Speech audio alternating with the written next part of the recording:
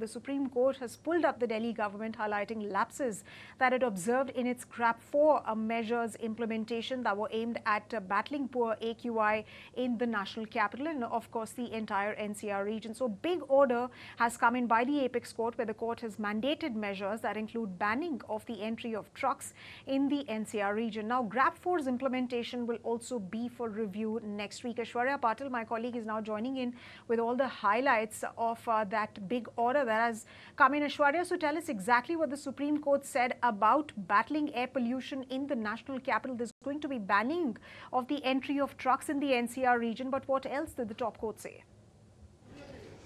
Well, largely it's been that, in fact, air pollution levels have been deteriorating over and above 300 or 350 of AQI across the city as we speak as well.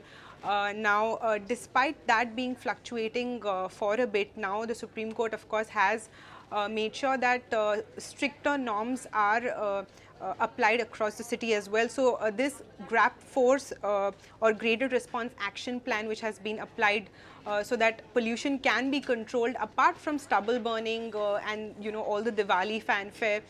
The big contributor to the pollution, of course, was heavy vehicles which travel across the city. Those emissions also contribute heavily to the pollution of the city as well.